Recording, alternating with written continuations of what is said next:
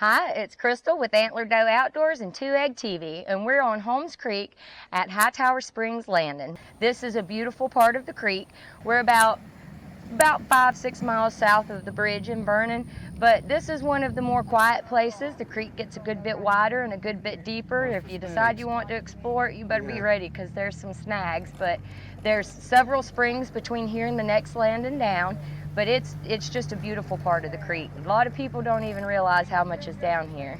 Obviously, we've got big, beautiful cypress trees. You're going to see a lot of wildlife out here because this is kind of a part that's less traveled. So you're going to see a lot of wildlife. You're going to see a lot of fish in the water.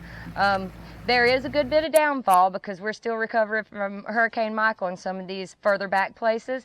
But there's a lot of spider lilies. A lot of the bank out here is undisturbed. You know, you've got places up and down the bank where you can obviously see that there's not been any human footprints in many years. So it's a really nice, natural, untouched part of Holmes Creek. I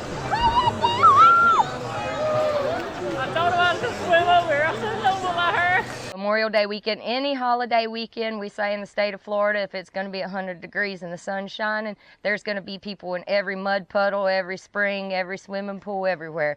If you don't want to get into the big crowd down at Cypress Springs, there's a lot of water management land that is public land that's open access to anybody. There's a lot of beautiful landings that we have down here that they've put a lot of money into fixing up for us, for the public. And I suggest you get out and explore. Explore up above the spring and explore down below Cypress Springs, you know, kind of get off the beaten path. You still run into some people down here, but it's not going to be the same crowd like you're going to deal with up there. Right now, as of right now, the creek is clearing up. The springs are all crystal clear. The main stream is tea-stained. They say right now is the best time to fish whenever the water's like this. But like I said, the springs will all be clear, and as long as we don't get a good bit of rain and we keep getting these hot days, it's going to be cleared up all the way down the main run probably within a week or so, as long as we don't get no big rains.